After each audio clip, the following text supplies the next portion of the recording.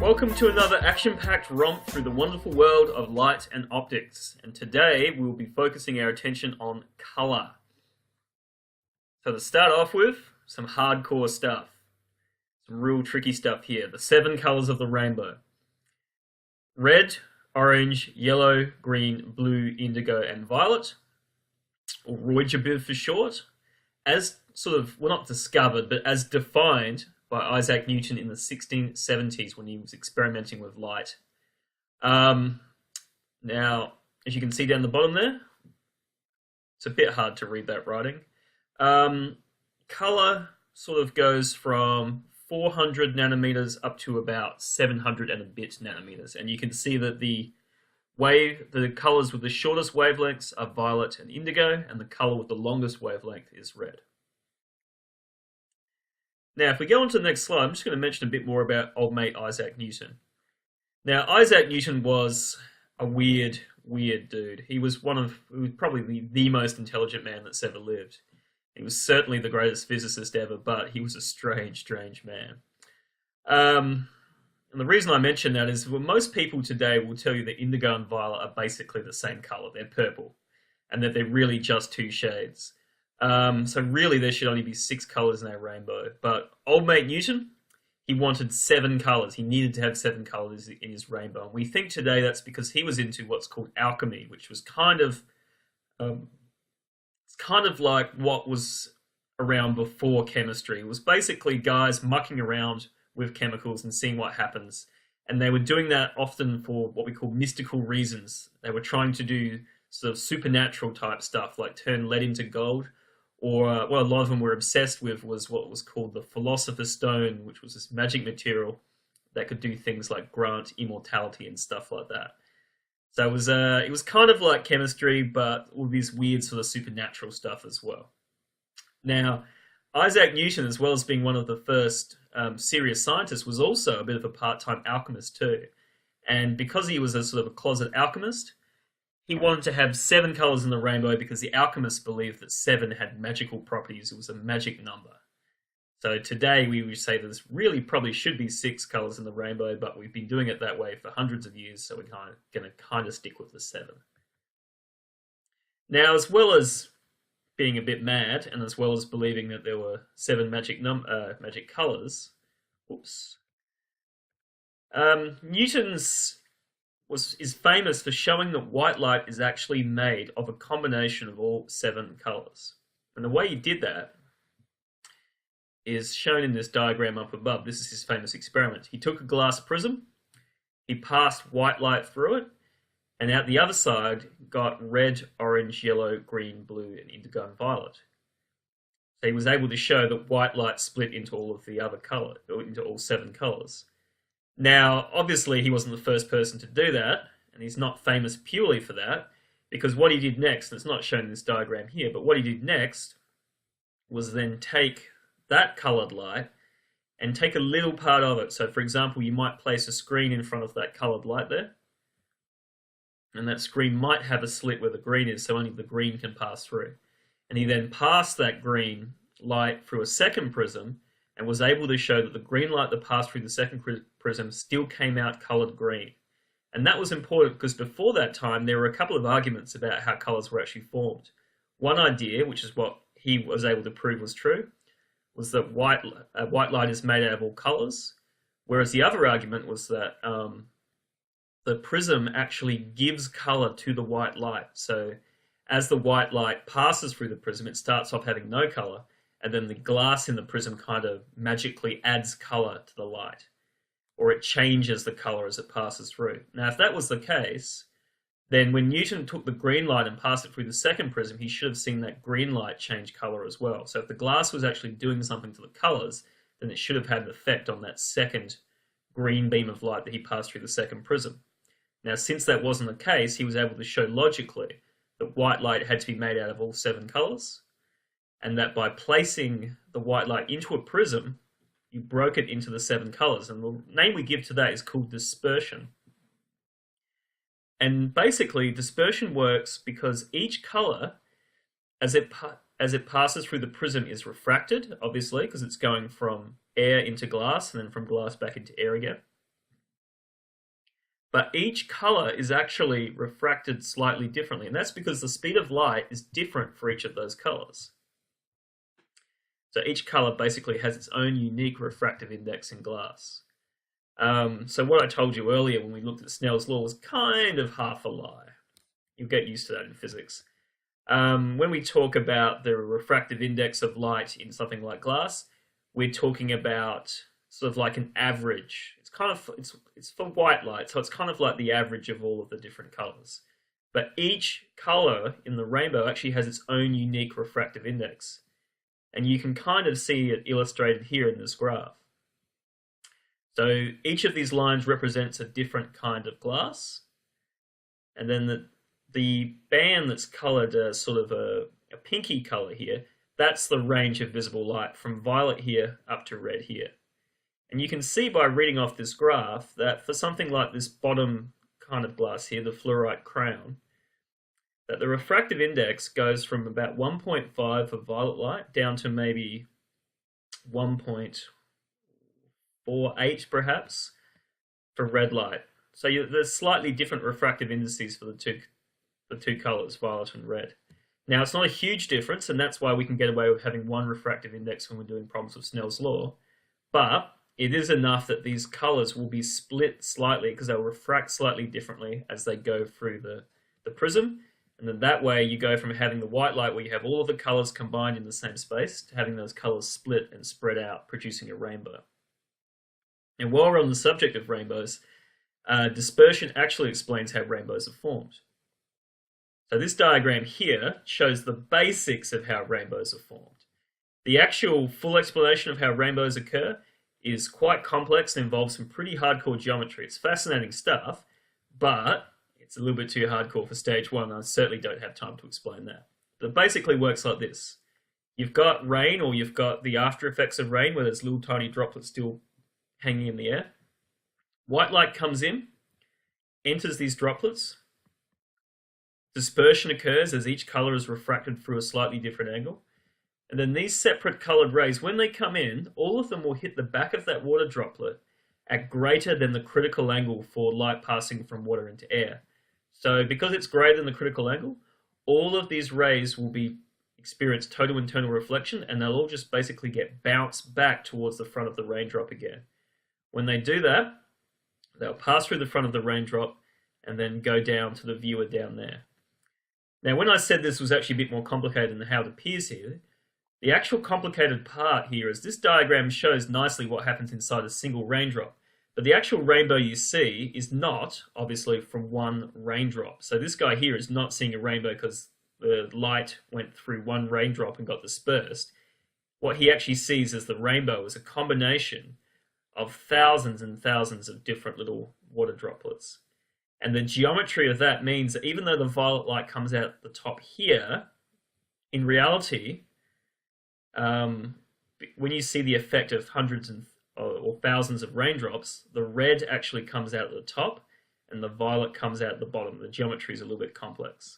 So when we see an actual rainbow, the red will be at the top and the violet will be down the bottom. So that's basically how rainbows work. They're all about dispersion as the white light is refracted as it passes through the water droplets. Okay, next, colored objects. So when white light falls on an object, one of three things can happen. The first thing that can happen is the object reflects all of the colors in the white light, in which case that object will appear white. All of the 7 colors will come in, they'll all get reflected off the object, and they'll all head off back to your eye, and you'll see all those colors at once, and you'll perceive that object as being white. Or, alternatively, all of the 7 colors could hit that object, and all of those 7 colors could be absorbed, sucked into the object, basically. Now, when light is absorbed by an object, it gets changed into heat. Now, if all of the 7 colors have been absorbed, then the object's going to appear black. And because the object has absorbed those colors and turned them into heat, it's also going to be quite hot. So that's why black objects are hottest when they're left out under the sun. Because the white light from the sun, all of it's absorbed by the black object, none of it's reflected, and all of that light that's absorbed has been turned into heat. So an object that reflects no light appears black. And then lastly, objects that reflect some colors and absorb others will appear to be colored. And we've got this very, very simple example here where we've got all of the different colors coming in. Red, orange, yellow, blue, indigo, and violet are absorbed by this surface, and green is reflected. So green is the only one that actually gets to the viewer's eye. So that will cause that object to appear green in color. Now, in reality, it's a little bit more complicated than that because most objects don't reflect like a single color. Instead, they'll reflect some colors more than others. So, for example, here we have sort of like what we call a reflection curve for a lemon, and you can see that the lemon reflects basically no blue, indigo, or violet. It reflects a little bit of red and a fair bit of orange and green, but mostly yellow. The peak of that graph is where the yellow is. So it's not, the lemon doesn't appear yellow because it's just reflecting yellow light and nothing else. It appears yellow because it's reflecting mostly yellow light with some orange, green, and green as well. And similarly here, we have the reflection curve for a green leaf. Again, you can actually see that this green leaf reflects pretty much every single color, but there are some colors that are barely reflected at all, such as red and indigo and violet. And then the color that's reflected the most is this one here in the center at the peak, which is green. So the leaf appears green because it reflects more green than other colors, but it's not green because it's only it's not green because it only reflects green. It's green because it mostly reflects green and also reflects some other colors.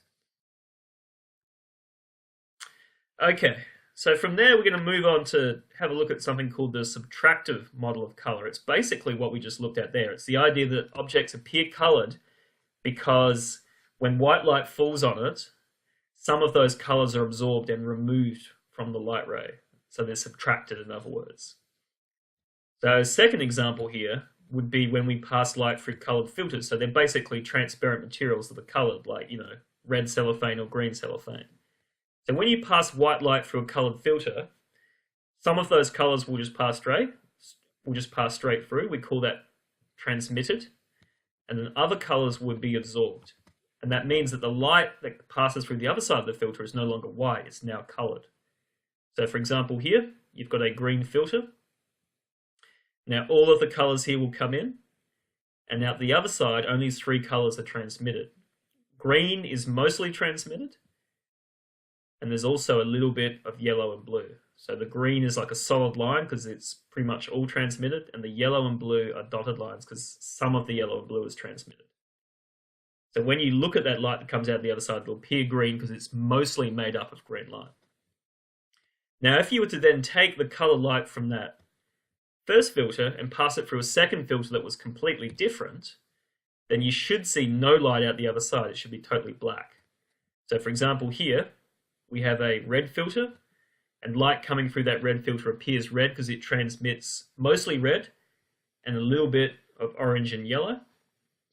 Now, if you then try to pass that colored red light through a blue filter, you should see basically nothing through the other side. That filter should appear black if you try and look through it. The reason for that is if you think about what kind of colors will be transmitted by a blue filter, you'd probably expect to see mostly blue and maybe a bit of green or indigo. And of course, none of those colors are present in what comes out of the red filter. So there's nothing in common between the red filter and the blue filter. In which case you should see black out the other side. On the other hand, if we had something like a red filter here and then the yellow filter here, we should see a little bit of light coming out the other side because the light that's transmitted through that red filter includes a little bit of orange and yellow, and we would expect the yellow filter transmits mainly yellow and a little bit of orange. So there's light here that can actually pass through a yellow filter. So we would expect to see something on the other side in that case. So this same idea can also be applied to how dyes and pigments are used when we want to color a material. So for example, if we want to make a red t-shirt, we start with something that's white and then we add colored dyes to it. So the way that dyes or pigments work is that light comes in. As with the filter, the light, the white light is reflected off, some of the colors are absorbed, whereas usually a range of colors are reflected. So for example here, yellow paint will reflect a little bit of green, a little bit of red, and mostly orange and yellow. And blue paint will reflect mostly blue and indigo, and maybe a little bit of green and violet. The other colors are all absorbed. Now, if I wanted to get something that was green, what I could do was make a mix of these two, yellow and blue. And if you have a mix of yellow and blue, if you look at the colors that are reflected by yellow and the colors that are reflected by blue, and you look at what's in common, the only color that's common to both of those pigments or dyes is green. So if you have a mixture of yellow paints and blue paints, every other color will be absorbed by those paints. And the only one that will be reflected by both, in other words, the only one that actually reflects off the material, will be the green. So by taking mixtures of dyes, you can control what color is reflected and therefore control the color of the object.